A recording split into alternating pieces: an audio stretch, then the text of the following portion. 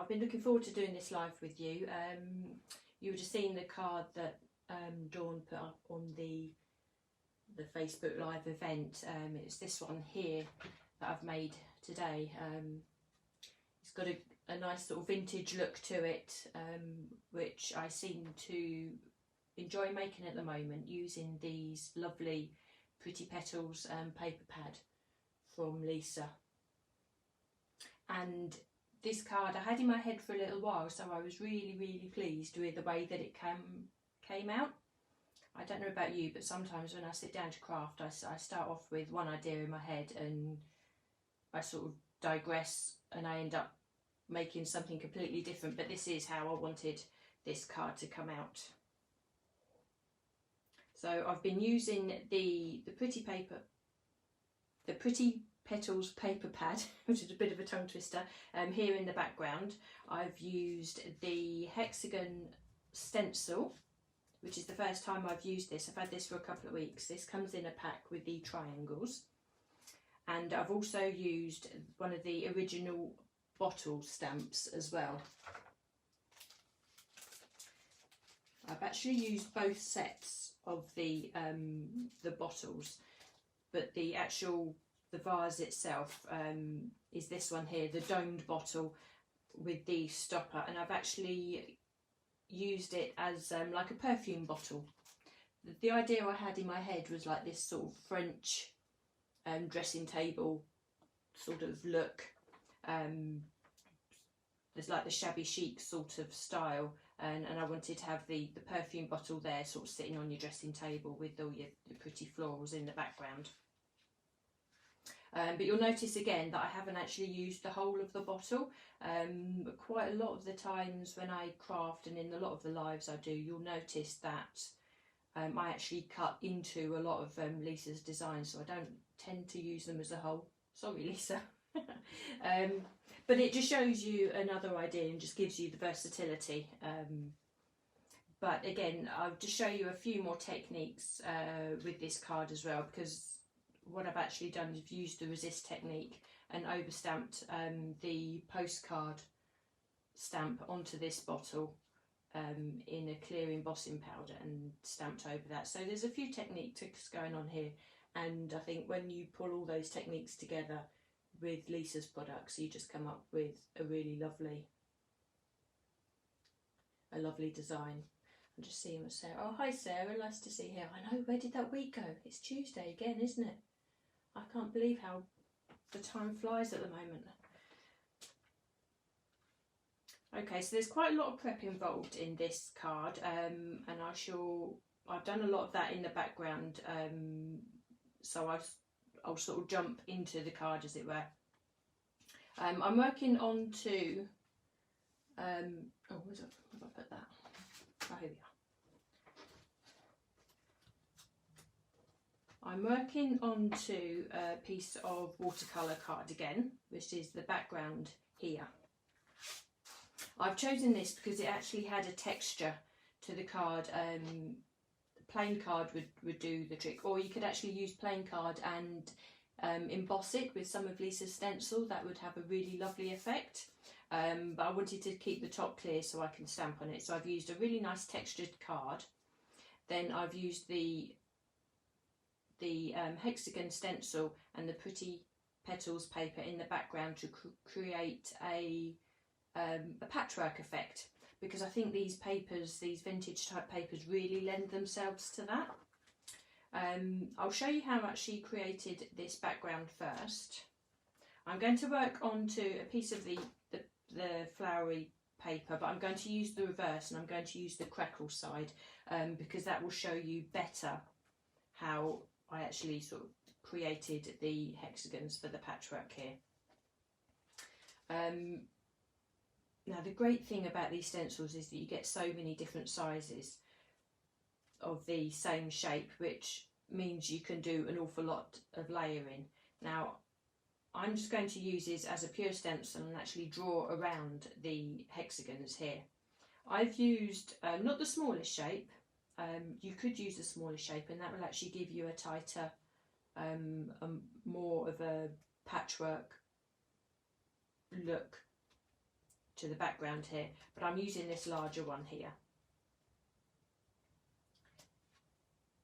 So the way I started this was actually using the base of the hexagon here, lining it up along the base of the design paper. Basically you don't want to waste, you want to waste as little of this paper as possible because it is so pretty. So we're going to line up that first hexagon there, and we're just going to draw around, and you can see where I've lined that up there. Now, because of the nature of hexagons, which were some of the first shapes to use in patchwork, and the way that Lisa has designed this, it means obviously that these stencils do fit against each other, they tessellate, so you can actually cut out all the hexagons and they will fit into a perfect patchwork shape. So I only want to cover half the card, so I know that I'm only going to be using half of this paper. So I've drawn one full hexagon there, and then I've been able, because each of the sides are equal, Lisa's actually drawn these sort of perfectly to be able to do this. It means I can fit half a hexagon at the bottom here. You can see now where the pattern is going. This section here lends itself to the bottom of the next rectangle. So all we do is just line up that stencil to those lines that you've previously drawn and draw in the rest of the stencil like so. You can see here this is the side of a complete hexagon, so we just do the same. We line up the hexagon and we draw that one in, and we do this all the way along the paper until we reach we fill up as much of the paper as we need. So we can use another line up here. I'll just fill that one in, draw that in there. And our last piece, our top line of patchwork would be this one here.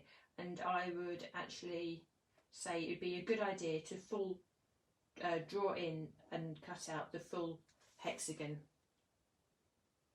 Even though we've got a straight line here, it's actually a good idea to actually cut out this whole hexagon, and you'd also have another one on this side as well, and I'll show you why in a bit later on. As I say, we want to waste as little of this beautiful paper as possible, so we actually use the whole of even all the little cutouts as well. So you can actually see how quick this comes together. I mean, it comes together really quick like that. And it's a good idea, I would say, to keep the stencil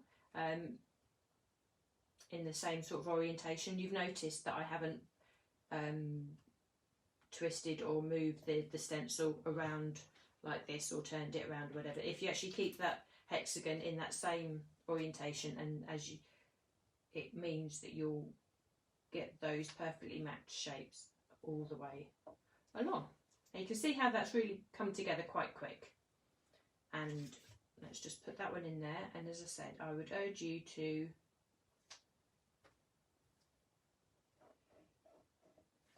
cut out these two full stencils. So your cut line, now you'd actually take a pair of scissors, or if you're quite handy with a craft knife and a ruler, you'd cut out along this line here.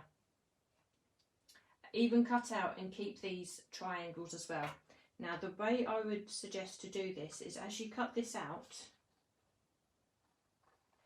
because if you're going to be using like a more of a bolder pattern like we have on the other side, you'd actually want to keep that pattern intact. So when you start piecing these patchwork pieces back together, you want to sort of reassemble the picture, as it were, a bit like a puzzle. So I would say that as you cut out each of these pieces, make sure you put them, sort of rearrange them back into place as you go along. I'll just show you as we go. So I've just cut this piece out here. So I would just put that back down. So when you cut this piece out, make sure you put that there in the same orientation, so you actually piece in together the pattern. Say not so much on the crackle paper. If you're using these or any sort of a bolder pattern, I think it would be quite nice to repiece that back together. So I'll just leave that to one side because I've actually started this on this piece here. So this is the piece of watercolour cardstock that I've ripped. So I've got that lovely vintage edge around the side, so this will actually fit onto a piece of craft card like that. I've actually used a bluer paper this time, and as you can see, I've cut out the pieces and reassembled the pattern back together. Now, before I actually glue each of the pieces back on to the cardstock, I am taking a grey ink. I mean, it's up to you as to what tones in with the rest of your design, but I'm actually just edging around each piece just with a bit of grey, and this just gives that little bit of shadow, and this just adds to the patchwork effect, like so. So you can see the difference that will make already. Now because I've moved these, I'm not quite sure which way that goes. I don't think this piece matters quite so much. There we are, that piece goes in there. So I just need to edge around this piece here.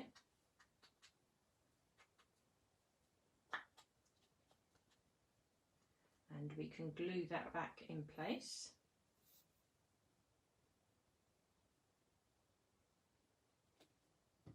Okay. We can put that in there. You can see now how this, we've actually kept the pattern of this paper going on in the background here. We've popped that in. Now, this is one of those, the pieces at the top here that I said it's actually worth cutting out the full hexagon. Let me just work out which way round that goes now.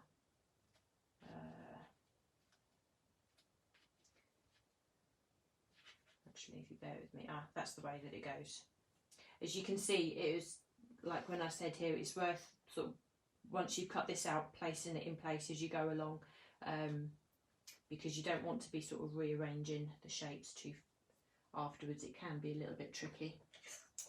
Now, just to keep the line going along here, I'm just going to take my ruler and I'm just going to draw the cut line along that hexagon. We can cut that.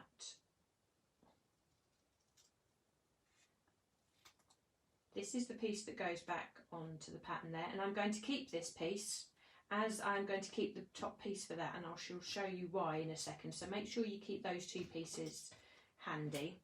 As I say, we don't really want to waste too much of this paper. It's so pretty to use, and it's such a gorgeous quality to work with that even when you're inking the edges like this, you can feel how sturdy it is. We just glue that in place. But even the thickness of this paper, which I can't quite remember at the moment what it is, it's a really good thickness, so you don't need to put too much glue in on the back, and it doesn't buckle, and it just sits and takes beautifully. Now I'm just going to trim off that corner because I don't want that going off the edge of the torn cardstock there. So there we are, we have our patchwork in the background. Now, to finish the patchwork off, what I found was a lovely idea was to put in some faux stitching around the whole of the hexagon. Now I'm just finding what colour did I use? Not polystone. There it is. Now, I won't do all of the hexagons. I shall go round and I shall finish this off for you a bit later. But if I just do one of these just now, You can see the difference that this actually makes. Now I'm not using a very bold colour here. In fact, the pen isn't working as well as it was earlier. That's entirely up to you whether you want to use a colour that tones in, or whether you want to use a darker colour that actually stands out. But it actually finishes off and just adds to the whole of the... Actually, this pen isn't working now. It's working just enough. It actually adds to the patchwork style. So I don't know if you can see that there.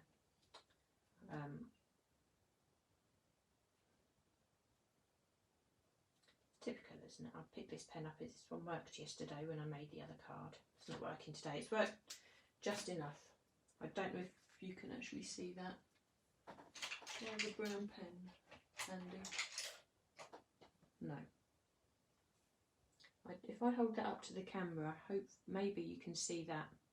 But what I'll do, I'll finish off the rest of that, and when I post the card later on in the group, you'll be able to see the difference. But maybe if I hold that one up as well, you can actually see where I've put in the faux stitching around each of the hexagons there. Let's see. Oh yeah, my video's just caught up on now, and yeah, you can just about see that.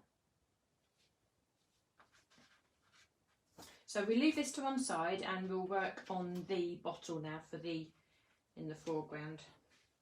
I'm actually using a piece of watercolour cardstock again to cut these out. I really like working on this cardstock at the moment. But again, you can use a smooth cardstock if that's what you have to hand. I really like the texture of this as well, especially when you ink it. It just brings out that grain just a little bit. Now, as I say, I'm going to be using the bottle from the domed bottle stamp set, and I shall stamp out all the pieces for you now.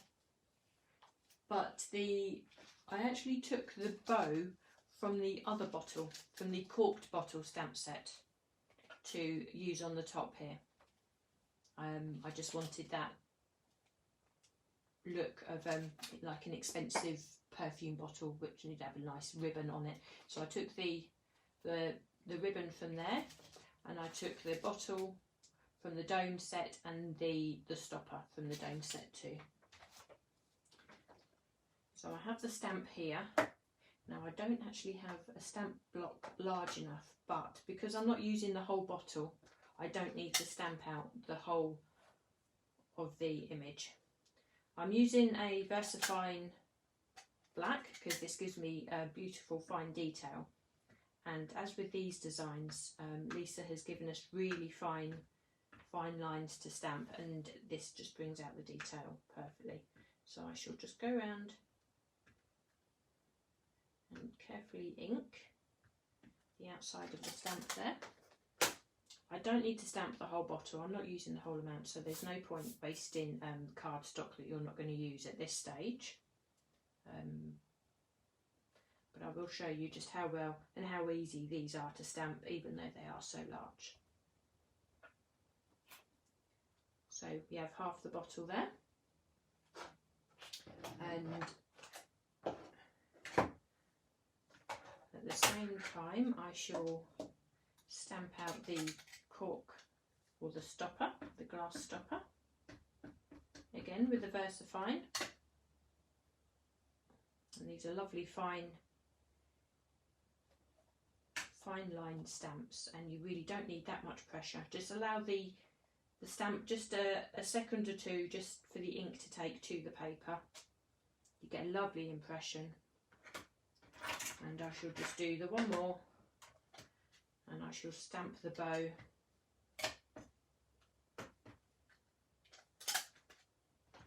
all with the VersaFine, and you can just see how well these stamp. And also you can see just how little of the cardstock these actually take. Is probably the space of like a DL, so it's probably about 10 centimetres by 20 centimetres, so you can really make good use of your cardstock like that. And what you do, you cut out each of those images, fussy cut each of those images, which I have already done. I've already prepped those. So we have the bottle and half a bottle, and we have the cork stopper. Now, to create this pattern on the bottle here, I've used the Postcard Stamp. I really like the old vintage. It just adds to the vintage look as well, especially with all this, the distress detail that Lisa's put in there. I tell you what actually would work very well also is the cracked stamp that Lisa has. But I'm just going to, I've got some distress ink on there. I'm just going to clean it off because I'm going to want to use a clear embossing ink with this, and I don't want any colour on there, so I'll just clear off the ink that I used, and I'm going to cover this with the clear embossing ink. Yes, the crackle stamp that Lisa has, or the cracked stamp, would work really lovely on the bottle as well. I may try that one another time, but I just, to be honest, I can't help myself. I just really like the effect of this postcard on the bottle, so I'm going to stamp this in the clear ink. So I apologise at this stage, you won't actually see any impression on here, but I'm just going to give that a good press down. Remember I said last week, if you're using a larger stamp, you don't necessarily need to put it on a block, but if you find you want to get an even pressure to actually make sure that ink goes down, you can actually take a block, keeping one hand on the stamp here so it doesn't jump, so you don't get a double image. But just take a block and just, that will help you just give that a good even pressure all the way over. So we remove that straight up. You won't be able to see anything at this stage, but I'm going to take my clear embossing powder. Lisa has 3 embossing powders available in the range at the moment. These are luxury embossing powders. They're really fine and they really do show up your detail really well. Lisa also has a black and a white embossing powder as well. So make sure you pick up the right one. So it says clear on the top there. And we're just going to sprinkle that over the bottle. Probably now at this stage you can start seeing the detail from the stamp there. I'm just going to set my heat gun going a little bit before I pick that up.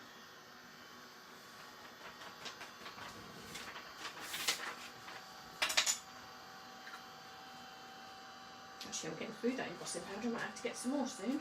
I do like to keep the clear embossing powder in stock. So, right, I'm just going to heat this. Now, because we're using this like in a vintage style, if you find that this hasn't stamped quite as well in this particular design, it really doesn't matter at all. This stamp, the postcard stamp, is quite forgiving. The text isn't meant to be read, so it just adds that detail. Now, I don't know if you can see on there, perhaps if I raise it slightly, you can just see that embossing powder turn clear.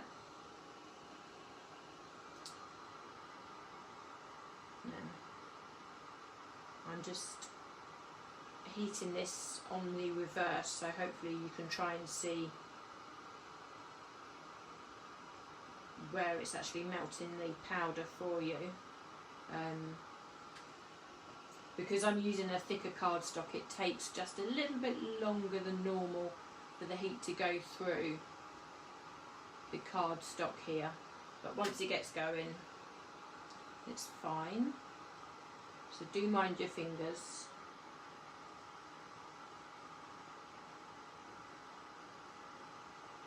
I'm just keeping this heat just angled away from my fingers a little bit, so I'm not actually directly heating where my fingers are. So there we are.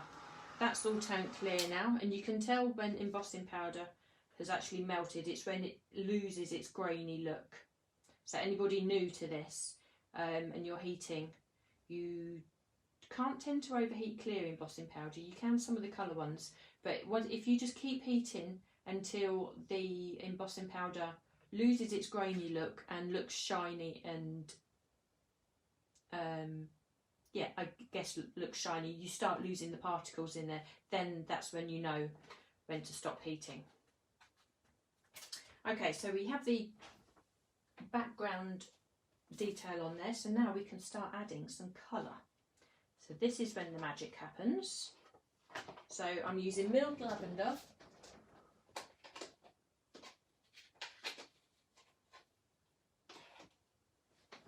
and Victorian velvet. So I'm actually going to be creating the same colour as I've got here, because there is pink in the background of this paper here, so I think that will work really well. So these are oxides. I just wanted that really nice soft look. So I'm going to start with a lighter colour because I want to keep the centre of the bottle lighter, just to give that idea of dimension and like shine. So really, really light in the centre there. We do need a little bit of colour there because that will bring out the detail that's we've embossed. So we do want to have a little bit of colour. We don't want to keep that white. But then what we start doing is start coming in with the darker colour from the edge, like so. And as always, when I blend like this, I always work off my messy mat onto the card, so we're not going straight onto the cardstock with a rush of colour, because we want to blend and build up the colour gradually. That way we have more control. So we're gradually bringing in the colour. Once you're confident that a lot of the colour has gone off your blending sponge, then move further into your design, like so. So but just bear in mind also that we're keeping the centre of the bottle lighter, so we have like an element of shine on the centre of the bottle, and we just work in more darker colour around the edges like that. So you can start seeing now that we've got this element of dimension, and it is a domed bottle, and we can actually create that domed effect quite simply with using ink, like so. We have in it, and you can see how we're picking up the detail of the postcard in the background. Now I will at this stage just come in a little bit speckled egg, I think, and just use a tiny bit on the edges. Perhaps, no, I won't use speckled egg. So this is trial and error. I'll use some iced spruce. What I want is just a tiny bit of shadow, just a contrast around the outside. And I really don't want to bring that in too far, but I do want to have just a little bit of sort of darkness and shadow right on the edge of that bottle, like that. So hopefully you can see the difference that adding that darker shade has made. Now I'm just going to come in with, you can either come in with a piece of paper towel or a cloth, and just give that a wipe. What that will do is just wipe away any of the ink that's sitting on top of the clear embossing there, and that will just make that background design pop a little bit more. And in doing that, it'll actually give you a chance just to come in with a little bit more colour on the outside. Just you get the idea of, there we are. Look at that. I love that. Isn't that just so effective with just a little bit of ink? Okay, so that's our bottle done. Move that to one side. Now we want to create the slit in the top here for the topper. Now if you bear with me, just as I'm just going to peel back my messy mat a little bit, and I'm going to bring in my, can you see there? Yeah. I'm just going to bring in my craft knife, and I'm just going to just gently just run the craft knife around the top of the slit there.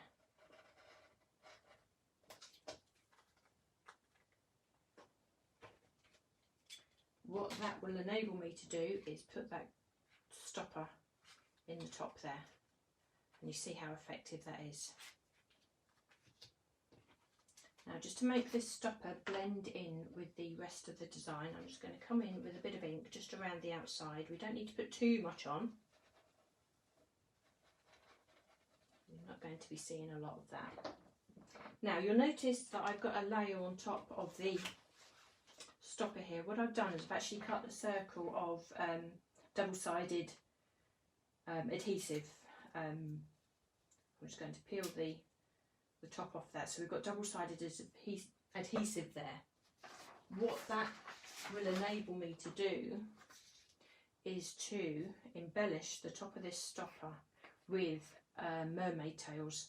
Now I'm going to be using the Ice Sky because I didn't want too much colour sort of coming off this. I just wanted to pick up the background colour, and this is the whitest of the mermaid tails that we have, and it's so pretty. And because it's a double-sided adhesive, it means that you can just tip those mermaid tails over the top and just burnish off any of the excess. And look how pretty that is. We have a like a crystal encrusted stopper, so it's a very expensive French perfume bottle this is turning out to be. That was the look I was going for.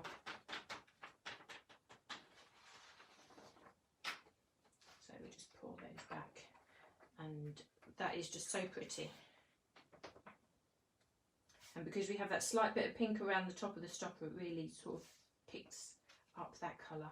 And if we put that in there, we can see that that's coming together really nicely. Now we need to fit this onto our card. Now you can see as it stands, it's possibly too big. I wanted to have this off just in the foreground, which means I will need to trim the stopper down, the bottle down, sorry. So all I do is just put this onto the card and just line that up where I'd like that to be. And then all I'm going to do is make sure that it fits in line with the patchwork in the background there. So I'm going to line up my ruler with the edge of the patchwork there, draw the line down, and I shall do the same along the bottom. Line up with the edge of the patchwork and just draw the line along there.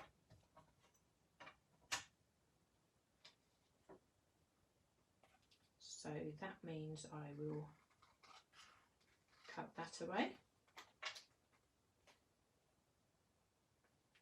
and I'll cut this away.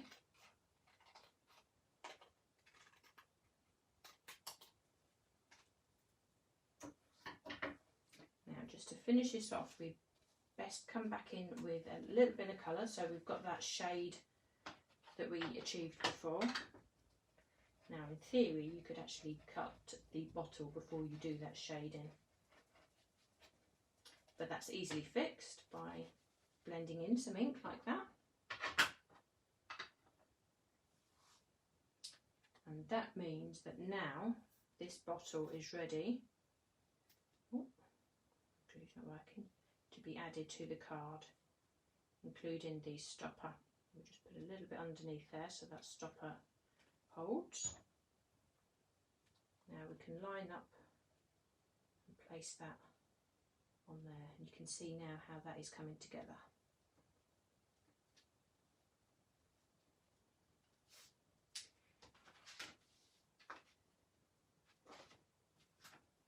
Now I have the bow that I cut out and fussy cut earlier on. I'm using the same distressed colours, so milled lavender and the Victorian velvet, the same as the oxides that I used to colour the bottle. Push that down just a little bit. Now I'm going to use this to colour the bow, so we have continuity of the colour there. And these, because these are water-based markers, these blend really nicely. So I can just finish adding that little bit of shading to the bow.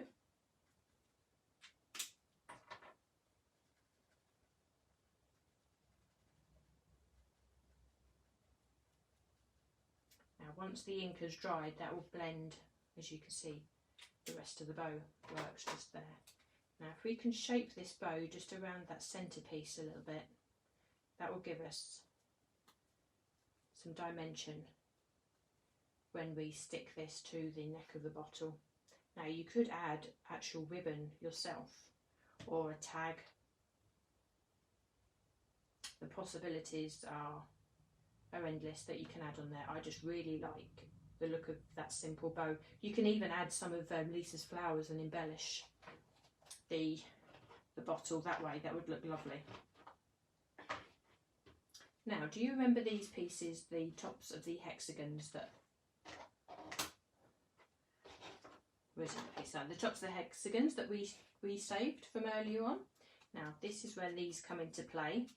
Make sure they have that little bit of shading around the outside. And I'm going to use those as a backdrop to the sentiment.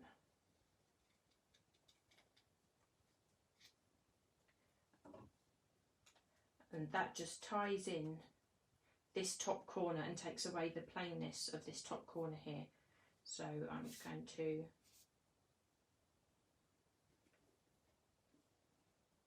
position those, one that way.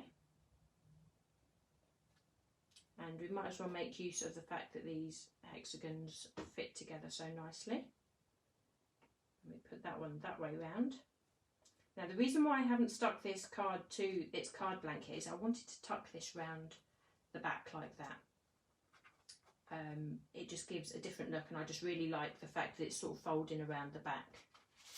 What I can do now is add this to the card blank, and that's ready to go on there. As a finishing touch, I just wanted to use the distressed edges of this postcard just to add some sort of touches into the background here. I don't know if you can see, there's just little bits of stamping which it's not really in your face, but if it wasn't there you'd notice it. It's just them final little finishing touches, and all I'm just doing is just using these little distress sections. So all I need to do is just add those little pieces to the ink and just add them around the outside. Now this may seem a little bit random, but it actually makes quite a big difference when you're finishing off your card. And because you've used this stamp elsewhere on the card, I think it just ties in really nicely. Now I'm just using that, and we can build up some shading into the corner, you see, and we can use some colour as well. And it's just another alternative to adding sort of like this distressed look with your sponge around the outside. I just really like that effect. You can see now how it's just so subtle. And I'm going to come in with some of the milled lavender, and I'm just going to pick up some of the text just lightly, and I shall stamp that off onto a piece of card and just use the secondary stamping and just start putting that into the background. It just adds a tiny bit of detail. You don't need a huge amount. See, that's enough for me, I would say.